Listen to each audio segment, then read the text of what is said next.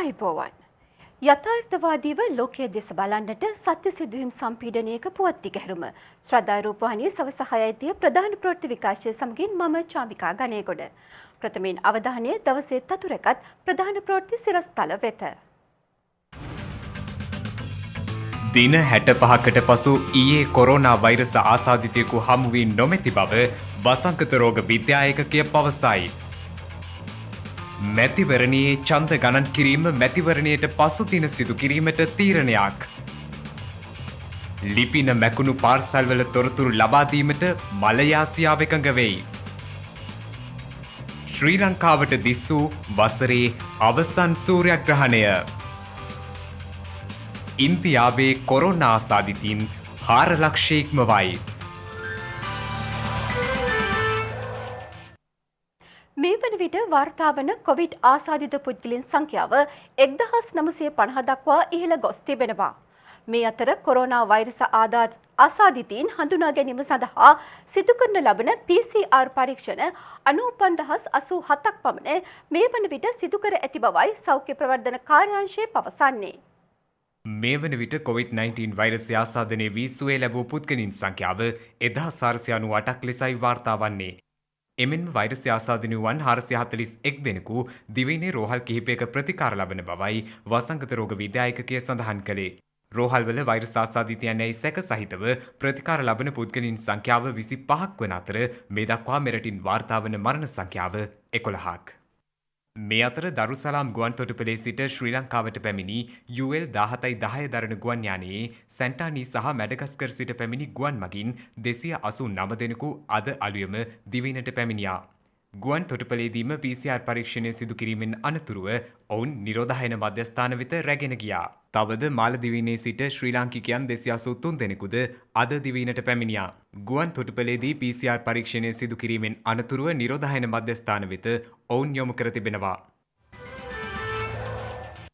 ඊයේ දිනේ ලංකාවෙන් කිසිදු COVID-19 ආසාදිත රෝගියෙකු වාර්තා නොවූ බව වසංගත රෝග විද්‍යා ඒකකයේ අධ්‍යක්ෂ වෛද්‍ය සුදත් සමරවීර මහතා පවසනවා. අවසන් වරට එලෙස කිසිදු COVID-19 ආසාදිත රෝගියෙකු වාර්තා නොවූයේ පසුගිය අප්‍රේල් මාස 16 වෙනිදායි.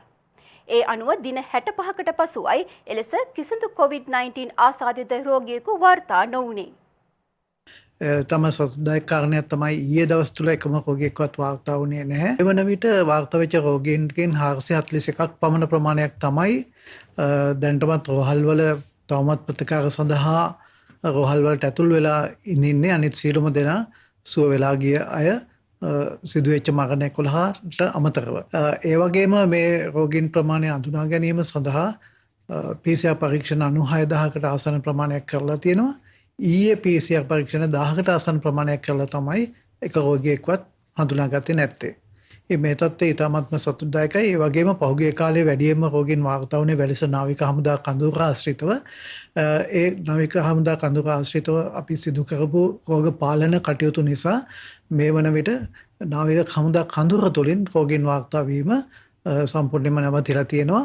ඒ නිසා සෞඛ්‍ය සේවා අධ්‍යක්ෂ ජනරාල් විසින් නාවික හමුදාවට නිර්දේශ ලබා දීලා තියෙනවා. නාවික හමුදා කඳවුර පියවරෙන් පියවර නැවතත් සාමාන්‍ය රාජකාරී කටයුතු සඳහා විවෘත කරන්න පුළුවන් කියලා. එයින් අවසානයේට විවෘත වෙනවා ඇත්තේ කඳවුර තුල පවතින නාවික හමුදා රෝහල. ඒ හැම ස්ථානයකම සාමාන්‍ය කටයුතු එදිනෙදා දෛනික ජීවිතයේ කටයුතු ලබන සතිය අවසන් වන විට සම්පූර්ණ වෙයි කියලා අපි බලාපොරොත්තු වෙනවා. මේ අතර ඉදිරි මහමැතිවරණයේදීද සෑම ඡන්දපලකටම සෞඛ්‍ය වෛද්‍ය නිලධාරියෙක් යෙදවීමටද තීරණය වී තිබෙනවා. ඉදිරියේදී පවත්වන මැතිවරණය සඳහා සූදානම් වීම තියෙනවා. කොහොමද සෞඛ්‍ය සම්පන්නව සහ සෞඛ්‍ය ආරක්ෂිතව කරන්න කියලා. මේ අවස්ථාවේදී හැම ඡන්දපලකම මේ කටයුතු නියම පරිදි සිදු වෙනවද යන්න සොයා බැලීම සඳහා මැතිවරණ රාජකාරී කරන නිලධාරීන්ගේ සහාය සඳහා මුඛ්‍ය නිලධාරියෙක් පත් කිරීමටත් මේ වෙන විට සැලසුම් සකස් කරලා තියෙනවා.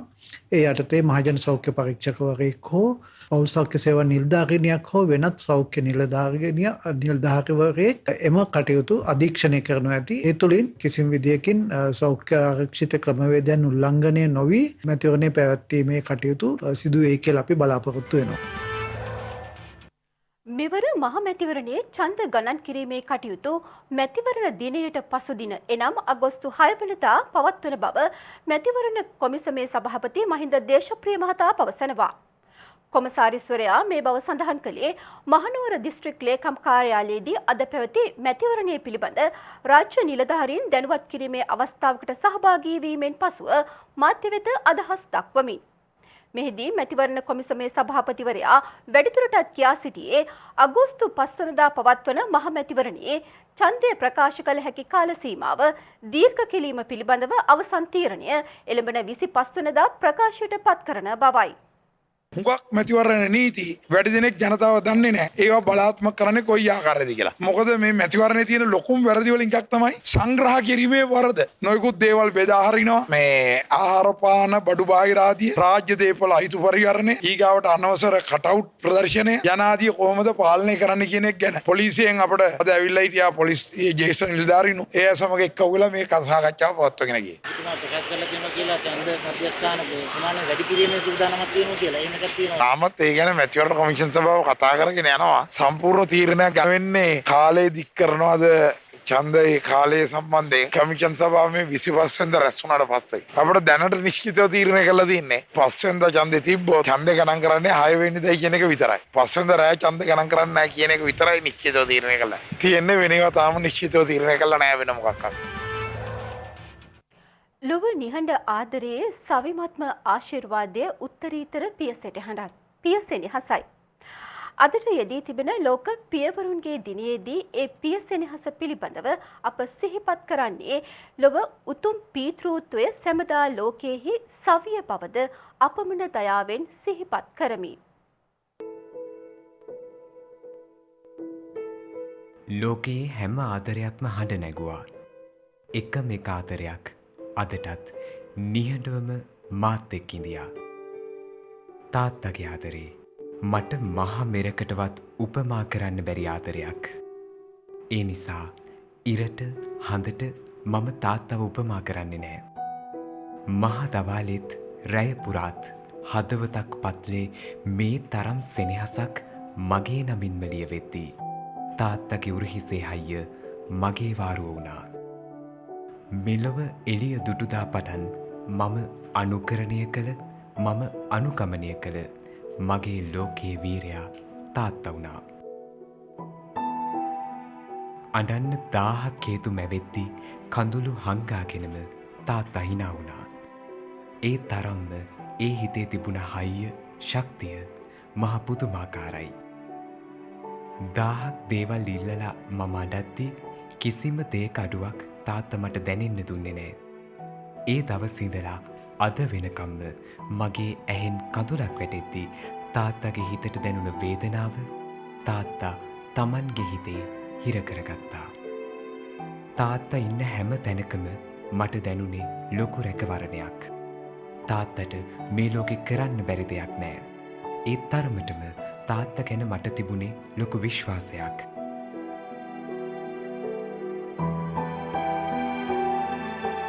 තාත්තා එපා කියපු දෙයක් මම කරන්න ගියොත් එතන වරදින්න හේතු දහස් ගණනක් තිබුණා.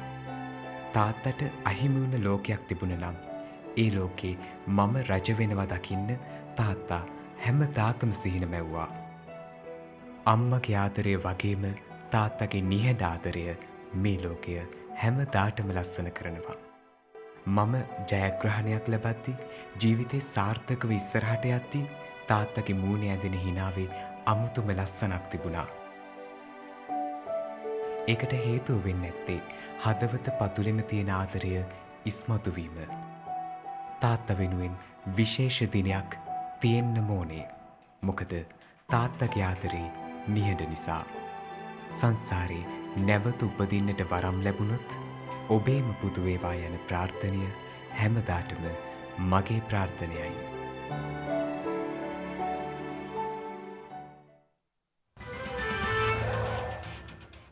වලයාකාර සූර්යග්‍රහණයක් අද සිදු වූ අතර එය අර්ධ සූර්යග්‍රහණයක් ලෙස නැරඹීමට ලංකාවාසීන්ට අවස්ථාව හිමි වුණා. මේ වසරේ ලංකාවට දිස් වූ අවසන් සූර්යග්‍රහණය මෙය බවයි කොළඹ විශ්වවිද්‍යාලයේ තාරකා විද්‍යා හා අභ්‍යවකාශ විද්‍යා ඒකකයේ අධ්‍යක්ෂ මහාචාර්ය චන්දන ජයරත්න මහතා සඳහන් කළේ. අද උදෑසන 10:23ට පමණ මෙම අර්ධ සූර්යග්‍රහණයේ ආරම්භක අවස්ථාව දිස්ුනේ යාපනයේ ඩෙල්ෆ් දූපත ආශ්‍රිත ප්‍රදේශයටයි. මෙහිදී චන්ද්‍රයා මගින් සූර්යාගේ මුහුණත ආවරණය වීමේ උපරිම ප්‍රමාණය යාපනය ඇතුළු උතුරු ප්‍රදේශයට 24% වූ ප්‍රමාණයකට දිස් වුණා. කොළඹ විශ්වවිද්‍යාලයේ තාරකා විද්‍යා හා අභ්‍යවකාශ ඒකකයේ මගින් අන්තර්ජාලය ඔස්සේ මෙම සූර්යග්‍රහණය සජීවීව දැක බලා ගැනීම සඳහා අවස්ථාව සලසා දී තිබීමද විශේෂත්වයක්. මේ සාමාන්‍ය දුරස්ස වලින් එහෙම බලන්න බැරි වුණාට මේක සූර්යග්‍රහණ සහ සූර්යාගේ පරිශීලන සඳහා ගෙන්නපු ඉතාම මිල අධික දුරේක්ෂයක්. ඒකේ අපි හයිඩ්‍රජන් ඇල්ෆා කියන ෆිල්ටර් එක දාලා තිනවා. මේකෙන් තමයි හොඳටම අපිට බලන්න පුළුවන්. ඉතාලම හොඳටම පේනවා. ඉතින් අපි දත් එකතු කිරීමක් කරන මේ වෙලාවේදී කොළඹ ප්‍රදේශයට මෙම සූර්යග්‍රහණය අද පෙරවරු 10:29ට ආරම්භ වී පෙරවරු 11:51 වන විට උපරිමයට ළඟා වූ අතර පසරු 1:19ට පමණ එය අවසන් වුණා. විකුණම්මලයට පෙරවරු 10:31ටත්, ගාල්ලට පෙරවරු 10:32ටත්, අනුරාධපුරයට පෙරවරු 10:28ටත්, මඩකලපුවට පෙරවරු 10:35ටත් මේ දිස් වුණා. මෙම සූර්යග්‍රහණයේ වලයාකාර අවස්ථාව මෙන්ම අර්ධ සූර්යග්‍රහණ අවස්ථාවද කොන්ගෝ රාජ්‍ය ආදී අප්‍රිකා රටවල් කිහිපයකටත්, සෞදි අරාබිය, යෙමනය හා ඕමානය ආදී මැද පෙරදිග රටවල් කිහිපයකටත්, පාකිස්තානය, ඉන්දියාව, චීනය ආදී රටවල්වලට දිස් වූ අතර ශ්‍රී ලංකාවට මෙන්ම ඉතාලිය, තුර්කිය, ජපානය, කොරියාව, සිංගප්පූරුව, ඔස්ට්‍රේලියාව ආදී රටවලට දිස් වූයේ අර්ධ සූර්යග්‍රහණ අවස්ථාවක් ලෙස පමණක් බවයි මහාචාර්ය චන්දන ජයරත්න මහතා සඳහන් කළේ. මයංගන පදිය තලාව මාර්ගයේ පවත්වාගෙන යන ගල් කොරියක් බලපත්‍ර උල්ලංඝනය කරමින් කටයුතු කරන නිසා තමන් දැඩි පීඩාවන්ට පත්ව ඇති බව ප්‍රදේශවාසීන් පවසනවා. ඔවුන් පවසන්නේ කළුගල් කැඩීමට යොදනා බෝර හේතුවෙන් නිරන්තරයෙන් කළුගල් කැබලි තම නිවාසවලට පතිත වන බවයි. මහියංගන පදියතලාව මාර්ගයේ 47 කණුව ප්‍රදේශයේ පවතින මෙම මධ්‍යම ගල්කොරිය රිදිමාල ඇත ප්‍රාදේශීය ලේකම් කාර්යාලයට හා මහියංගනේ ප්‍රාදේශීය ලේකම් කාර්යාලයට අයත් එකක්. නමුත් ප්‍රදේශවාසීන් පවසන්නේ බලපත්‍ර කොන්දේසි උල්ලංඝනය කරමින් සිදු කරන මෙහි කළුගල් කැණීම් හේතුවෙන් ඒ අසන්නේ ජීවත් වන්නා වූ ජනතාවට තම ජීවිතයේ උගසර තැබීමට සිදුව ඇති බවයි. ඊට ප්‍රධානතම හේතු වී ඇත්තේ කළුගල් කැඩීමට යොදනා බෝර හේතුවෙන් නිරන්තරයෙන් අහසින් කළුගල් කැපලි තම නිවාසවලට පතිත වීමයි. මෙම ගල්කොරිය හේතුවෙන් විශාල ලෙස පීඩාවට පත්ව ඇත්තේ රිදිමාලද්ද ප්‍රාදේශීය ලේකම් කොට්ටාශයට ඇත් සේරාන ග්‍රාම සේවා වසමේ ජනතාවයි. මේට ආසන්නතම සිදුවීම ලෙස එම ප්‍රදේශවාසීන් පෙන්වා දෙන්නේ ඊයේ දහවල් බෝර දැමීම හේතුවෙන් ඒ ආසන්නයේ වූ නිවාස දෙකකට කළුගල් කැබලි කඩා වැටීම හේතුවෙන් එම නිවාසවල වහලවලට හානි සිදු වී තිබීමයි. බෝර දානකොට මිනිසුන්ට කියනවලු බෝර දානවා කියලා. මිනිස්සු එන්නේ ගේ ඇතුළටනේ. ගේ ඇතුළට ආව බේරෙන්න පුළුවන්ද බලන්නකෝ. මේ මෙච්චර ගල්ලට මේක මැරෙනවනේ මිනිහෙක් වැටුනොත් ඒක ඔළුව දිහාට. කිලෝ 5ක් විතර තියෙනවනේ මේ. කළු ගලක් නෙමෙයි. මේකත් ඇවිල්ලා වැදුනොත් සාමාන්‍ය මිනිස්සුන්ට මොනවා වෙයිද? වසර ගණනාවක් තිස්සේ අකණ්ඩව වගකීතු රජයේ ආයතන දැනුවත් කළද ජනතාවට මින් සිදුවන පීඩාව තාමත් නතර වී නොමැති බවයි ගම්වාසීන් චෝදනා කරන්නේ. ගල් වෙඩි දානවා නැත්නම් පොළොව දෙදරනවා. ඒ දෙදරීමේට මේ බිත්ති පුපුරලා තියෙන මුළු ගේම මේ ගෙදර නේ අර ගෙදරනේ ඔක්කොම දාලා ගින් තියෙන්නේ. ඔන්න දැන් අපි පරිසර අධිකාරියට කිව්වා. ඊට පස්සේ පොලිසියට ගියා. පොලිසියෙන් මේ රිදිමාලියද්දේ මේ ලේකම්පති දැනුවත් කරා. ඊට පස්සෙත් හරියට ක්‍රියාත්මක වුණේ නැහැ. මේගොල්ලෝ පගාව දෙනවද කියන්නේ අපි දන්නේ නැහැ. මේ දැන් ඒ ආපහු වැඩ කරනවා. ඉතින් දැන් අපිට ඕනෙන්නේ කොහොම හරි මේ ගල්වල වල කැසට ඔක්කොම නතර කර දෙන්න. අපි මේ බැරල් සේදුවාම තනි කරම තාර වගේ. ගල් කුඩු මේ ඒවා දිය වෙලක් ගන්න ලිඳෙත් එහෙම තමයි. මේ ඇවිල්ලා පරිසර පවත්තල යනවා විතරයි වැඩක් කෙරෙන්නෙම නෑ ගමට. කම්බීරි වල ඇත්තම කියනවා ස්පේන් ද දුර්වලතාවය තියෙන වක් බොඩි ඒ තාවගෙන හතිය රෝගය හැදියා තියෙන මුළු ගමටම තියෙනවා ඒ රෝගේ. බලධාරීන්ගේ අවධානය ඉක්මනින් මේට යොමු වී ගම්මානයේ ජනතාවගේ ජන ජීවිතය සාමාන්‍ය තත්ත්වයට පත් කිරීමට කටයුතු කරන ලෙසයි ඔවුන් ඉල්ලා සිටින්නේ. අවුරුදු 18ක් තිස්සේ මේ මිනිස්සු කොයිතරම් පීඩා විඳිනවද කියලා ඔබතුමාලාට ගෙවල් වලට ගියාම පේනවා. අඩුම තරමේ මිදුලේ එළියේ කෙසේ වෙතත් ගේ ඇතුළේවත් මේ මිනිසුන්ට තමන්ගේ කටයුතු කරගෙන ඉන්න බැරි තත්ත්වයක් උදා වෙලා තියෙනවා. අපි මේක කාටද කියන්න ඕන? ඉදිරියට මේ වගේ සිද්ධියක් නොවෙන්න අදාළ බලධාරීන් දැනුවත් කරන්න ඕන කියන කාරණේ බලධාරීන්ගේ ඇස් මේ සඳහා යොමු කරලා මේ අසරණ මිනිසුන්ට වෙන පීඩාවෙන් නිදහස් කරගන්න කියලා මම මතක් කරනවා. අප මේ සම්බන්ධයෙන් රිදිමාලයද ප්‍රාදේශීය ලේකම්තුමාගෙන් විමසීමක් සිදු කළ අතර ඔහු සඳහන් කළේ ඒ සම්බන්ධයෙන් කරුණු සොයා බලා ජනතාවට අවශ්‍ය සාධාරණ ලබා දීමට කටයුතු කරන බවයි. මාස 3ක පමණ කාලයක් තිස්සේ වසා තමා තිබූ වස්ගමුව ජාතික උද්‍යානය හෙට සිට නැවත සංචාරකයින්ට විවෘත කිරීමට අවශ්‍ය පියවර ගන්නා බව එහි නියෝජ්‍ය උද්‍යාන භාරකරු RMC බණ්ඩාරනායක මහතා පවසනවා. පැතිරගිය COVID-19 වෛරසය හේතුවෙන් මෙරට සියලුම වන උද්‍යාන වසා දැමීමට කටයුතු කළා. කෙසේ වෙතත් පසුගිය 15 වන දින සිට නැවතත් ලංකාවේ සියලුම වන උද්‍යාන විවෘත කිරීමටයි කටයුතු කළේ. ඒ අනුව සෞඛ්‍ය බලධාරීන්ගේ උපදෙස් පරිදි නීති රාමුවක් යටතේ වස්ගමුව ජාතික උද්‍යානය හෙට සිට සංචාරකයන්ට වන සතුන් නැරඹීම සඳහා අවකාශ ලැබෙන බවයි නියෝජ්‍ය උද්‍යාන භාරකරු RMC බණ්ඩාර මහතා සඳහන් කළේ. ඒ මහතා වැඩිදුරටත් සඳහන් කළේ පනවා ඇති නිරෝධායන නීති රීති උල්ලංඝනය නොකොට උද්‍යානය තුළ වන සතුන් නැරඹිය හැකි බවයි.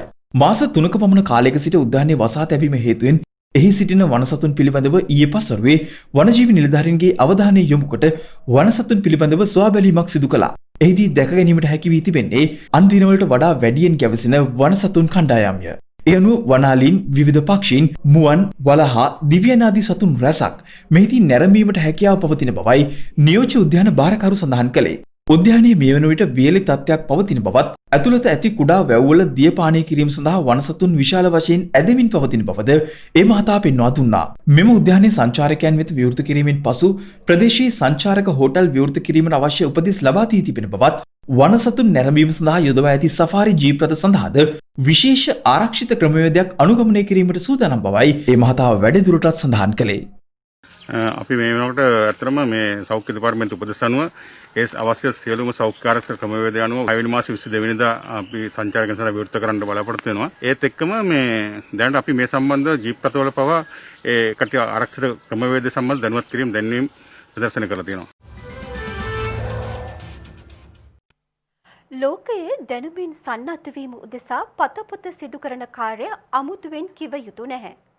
එවැනි පතපොත සහිත වූ පුස්තකාල ලොව පුරාම පිහිටා තිබුණත් අද අප කියන්නට යන්නේ ඒ සියල්ලටම වඩා වෙනස් වූ පුස්තකාලයක් ගැනයි.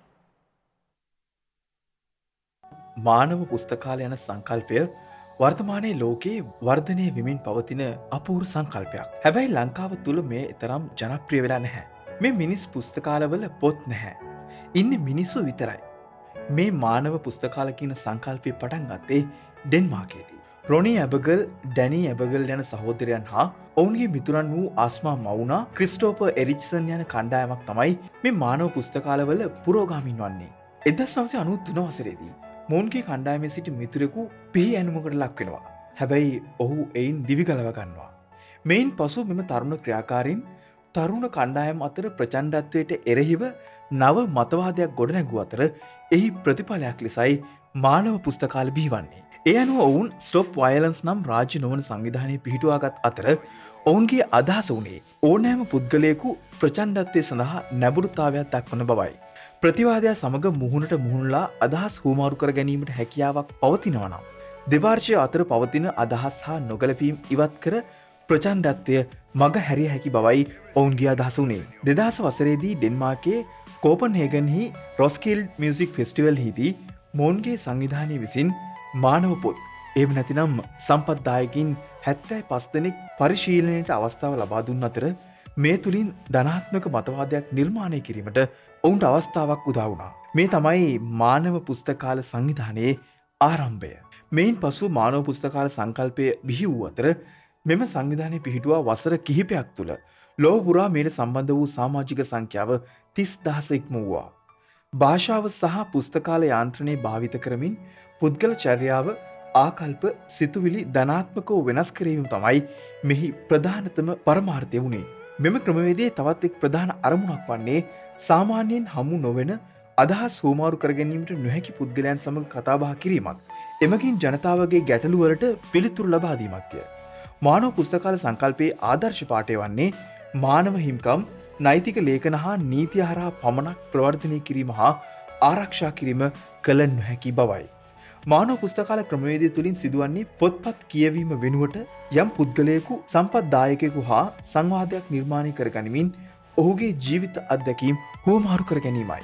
මේට පැමිණෙන පාඨකයන් සමග ඔවුන් දන්නා හඳුනන අයගේ ජීවිත කතාවන් අත්දැකීම් බෙදා ගන්නවා. එවැනි අත්දැකින් බෙදාගන්නා අය විවිධයි. යුද්ධයේදී මිනිස්කම් නොමිනිස්කම් අත්විදි හමුදා සෙබළුන් ජාතිවාදයෙන් ආගම්වාදයෙන් බටකෑ පිරිස් දුප්පත්කමේ පතුලේම සිට ජීවිතය ජයගත් පිරිස් පොහොසත්කමේ උපරිමේ සිට සියල්ල අත්හල පිරිස් මානසිකෝ පීඩා විඳ ජීවිතේ නැවත ඇරඹූ පිරිස් කරදර අමතක කර හැමදාම සතුටෙන් ජීවත්වන අය සාහිත්‍ය හදාරපු අය වැනි විවිධ අය මෙහි සාමාජිකයන් ලෙස කටයුතු කරනවා. ඔවුන්ගේ ජීවන අත්දැකීම් කතන්දර මිනිස්කම් වැඩි දියුණු කරනවා. පළමු ස්ථිර මානව පුස්තකාලයේ 2006 වසරේදී ඔස්ට්‍රේලියාවේ ලිස්මෝහේදී පිහිටවුවා.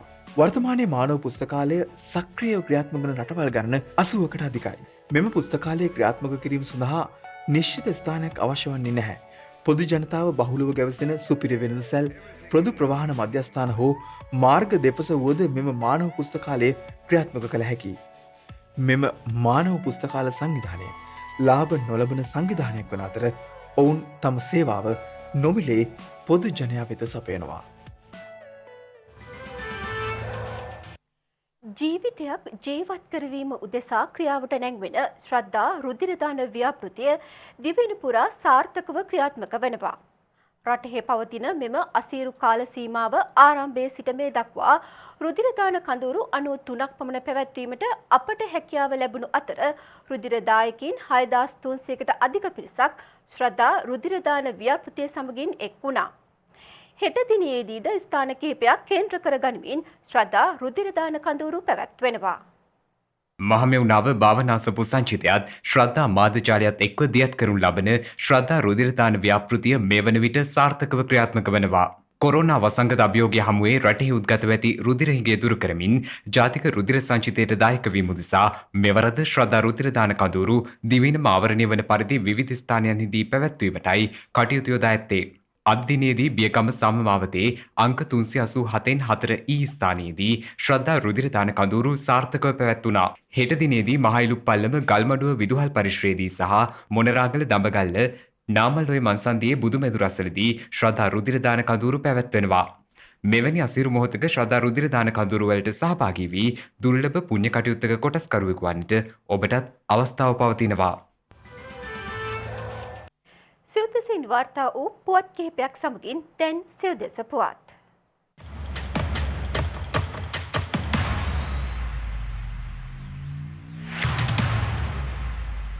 මදුරුවන් බෝවන ලෙස පරිශ්‍ර පවත්වාගෙන ගිය පුද්ගලීන් 482 දෙනෙකුට එරෙහිව නීතිමය පියවර ගෙන ඇති බව ජාතික ඩෙංගු මර්ධන ඒකකය පවසනවා. එහි අධ්‍යක්ෂ වෛද්‍ය අරුණ ජයසේකර මහතා පැවසුවේ දිවයිනේ දිස්ත්‍රික්ක කිහිපයක් ආශ්‍රිතව ක්‍රියාත්මක මදුරු මර්ධන වැඩසටහන තුළදී අදාළ පුද්ගලයන්ට එරෙහිව නීතිමය පියවරගත් බවයි. වසරේ ගත වූ කාල සීමාව තුළදී ඩෙංගු රෝගය හේතුවෙන් පුද්ගල මරණ 23ක් වාර්තා වී ඇති බවද ඒ මහතා අවධාරණය කරනවා. මේ අතර වසංගත රෝග විද්‍යායකකය ප්‍රකාශ කළේ මේ වන විට දිවයින පුරා ඩෙංගු රෝගීන් 21012 දෙනෙකු පමණ වාර්තා වී ඇති බවයි. නැව් මගින් මෙරටට එවා තිබූ ලිපින මැකී ඇති පාර්සල්වල තොරතුරු ලබා දීමට මලයාසියාව සිය එකඟතාව පළ කර තිබෙනවා. තැපැල්පති රංජිතාරි රත්න මහතා පැවසුවේ පාර්සල්වල තොරතුරු මලයාසියාවට යොමු කිරීමේ කටයුතු මේ වන විට ආරම්භ කර ඇති බවයි. එම කටයුතු කඩිනමින් අවසන් කර අදාළ තොරතුරු ලබා ගැනීමට පියවර ගන්නා බවද ඒ මහතා පවසනවා. තැපැල්පතිවරයා සඳහන් කළේ නැව් මගින් එවා තිබූ පාර්සල් 45000ක් අතරින් 37000ක පමණ ලිපින මැකී ඇති බවයි. මලයාසියාව මගින් එම ලිපින නිකුත් කිරීමෙන් පසු අදාළ පාර්සල් ඒවායේ හිමිකරුවන්ට කඩිනමින් බාර දීමට පියවර ගන්නා බවද ඔහු වැඩිදුරටත් ප්‍රකාශ කර සිටිනවා. මෝරගල සඳුන්පුර එක ප්‍රදේශයේ වෙසෙන සැදැහැවතුන් පිරිසක් විසින් බුදුපිළිම වහන්සේ නමක් වැඩමවීමේ උතුම් පුණ්‍ය කටයුත්තක් පසුගියදා සිදු කෙරුණා. සෑම සතියක් පාසාම වතාවත් සිදු කිරීම සඳහා ප්‍රදේශයේ නිවෙස් වෙත එම බුදුපිළිම වහන්සේ වැඩම කරවීමේ උතුම් අරමුණ පෙරදැරිවයි මෙය සංවිධානය කර තිබුණේ.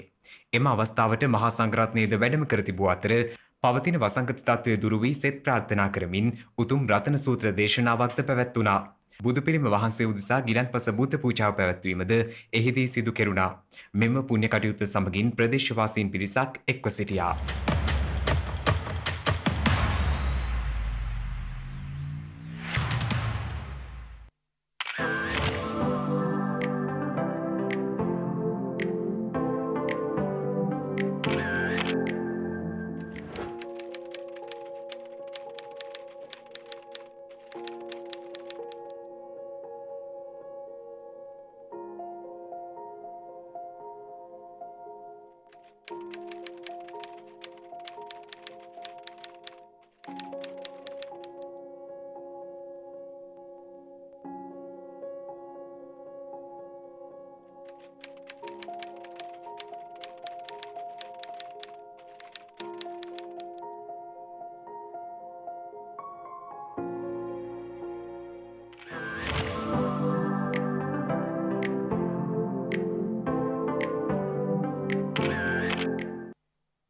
දිනක සටහන් නිමාවන්නට මත්තෙන් හෙට දවසේ වැදගත්කම ගැනයි මේ අවධානය.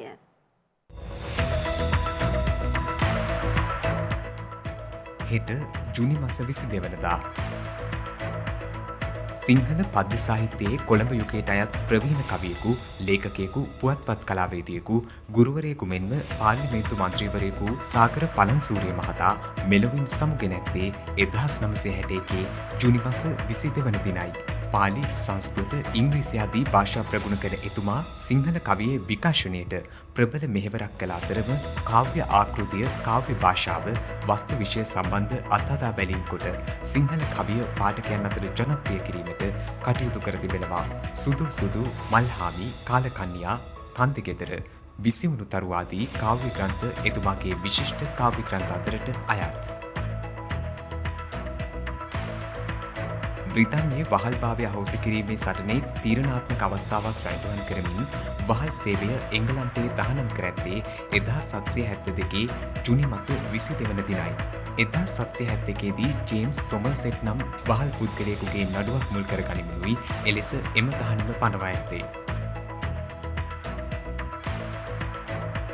1770 ජුනි මස 22 වන දින එක්සත් ජනපද කොංග්‍රසය විසින් අධිකරණ දෙපාර්තමේන්තුව ආරම්භ කර ඇත්තේ එය නීතිය ක්‍රියාත්මක කිරීම සහ යුක්තිය පසඳවීම සම්බන්ධයෙන් වගකිව යුතු එක්සත් ජනපද රජයේ ෆෙඩරල් විධායක දෙපාර්තමේන්තුවයි.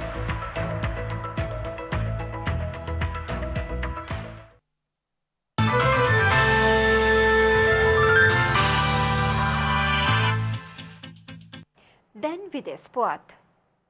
COVID-19 හෙවත් නව කොරෝනා වෛරසයෙන් ඉන්දියාවෙන් වාර්තා වන ආසාදිතකින්ගේ සංඛ්‍යාව ලක්ෂ 4 සීමාව ඉක්ම ගොස් තිබෙනවා. එමෙන්ම විදේශ මාධ්‍ය වාර්තා කළේ ඉන්දියාවේ දිනක් තුල වාර්තා වූ වැඩිම ආසාදිතින් සංඛ්‍යාව ඊයේ වාර්තා වී ඇති බවයි. ඉන්දියාවෙන් ඊයේ දිනය තුල තවත් කොරෝනා ආසාදිතින් 15915කට වැඩි සංඛ්‍යාවක් වාර්තා වී ඇති අතර වාර්තා වන මුළු ආසාදිතින් ගණන 411727ක් දක්වා ඉහළ ගොස් ඇති බවයි එරට මාධ්‍ය වාර්තා කරන්නේ. එමෙන්ම ඉන්දියාවේ කොරෝනා මරණ සංඛ්‍යාවද මේ වන විට 13000 ඉක්මවා ගොස් තිබෙනවා. ඒ අනුව ඊයේ දිනය තුල පමණක් මරණ 307ක් වාර්තා වන අතර මුළු මරණ සංඛ්‍යාව 13277ක් ලෙසයි සටහන් වන්නේ. අමරිකා එක්සත් ජනපදයේ බ්‍රසීලය සහ රුසියාව හැරුණුකොට COVID-19 ගෝලීය වසංගතයෙන් සිව්වෙනුවට වැඩිම පීඩාවට ලක්ව ඇති රට වන්නේ ඉන්දියාවයි. මේ අතර ජනාධිපති ඩොනල්ඩ් ට්‍රම්ප් අමරිකානු ජනාධිපතිවරණයට අදාළව මැතිවරණ ප්‍රචාර කටයුතු ආරම්භ කර තිබෙනවා. විදේශ මාධ්‍ය වාර්තා කරන්නේ COVID-19 වෛරසය හේතුවෙන් අමරිකාවේ නගර රැසක් වසා දමා තිබූ පසුබිමක එම අවදානම පහව යාමට පෙර ට්‍රම්ප් ඒ සඳහා දැවැන්ත රැලියක් සංවිධානය කර ඇති බවයි. ඔක්ලහෝමා මධ්‍යස්ථානයේ පැවති එම රැලිය සඳහා ට්‍රම්ප් පෙර ප්‍රකාශ කර පරිදි මිලියන ගණනක පිරිසක් සහභාගී වී නොමැති අතර රැලිය අවසන් වී පැය කිහිපයක් ගත වන විට එහි සංවිධාන කටයුතු වලට සම්බන්ධ පුද්ගලයන් 6 දෙනෙකු COVID-19 ආසාදිතින් බවට හඳුනාගෙන ඇති බවයි විදේශ මාධ්‍ය වාර්තා කරන්නේ. පසුගිය පැය 24 තුළ වාර්තා වූ මරණ 573ත් සමග අමරිකාවේ සමස්ත කොවිඩ් මරණ සංඛ්‍යාව 1,21,980ක් දක්වා ඉහළ ගොස් තිබෙනවා. විදේශ මාධ්‍ය වාර්තා කළේ ඊයේ දිනේදී එක් වූ නව ආසාදිතින් 33388ත් සමග මේ වන විට වාර්තා වන මුළු ආසාදිතින් ගණන 23,30,578 ඉක්මවා ගොස් ඇති බවයි. මේ අතර චීනයේ බීජිං නුවරින් හඳුනාගත් COVID-19 නව පොකුරේ සමස්ත ආසාදිතින් සංඛ්‍යාව 200 ඉක්මවා ගොස් ඇති බව එරට මාධ්‍ය වාර්තා කරනවා. ඒ ඊයේ දිනේ වාර්තා වූ නව ආසාදිතින් 21 දෙනාත් සමගයි. එරට තත්ත්වය පාලනය කිරීමේ පියවරක් ලෙස බීජින්හි සියලුම ආහාර හා පාර්සල් බෙදා හැරීමේ සේවකින් කොවිඩ් පරීක්ෂණය සඳහා යොමු කිරීමට කටයුතු කර ඇති බවයි එම මාධ්‍ය වාර්තා පෙන්වා දෙන්නේ.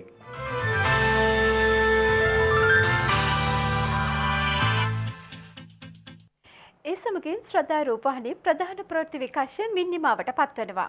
හමු වෙමු හෙට සවස 6:30ට. තෙරුවන් සරණයි. නමෝ බුද්ධාය. මෙවැනි වැදගත් පුවත් නැරඹීම සඳහා ශ්‍රද්ධා TV News YouTube channel එක subscribe කර සීනුව සලකුණු වන්න.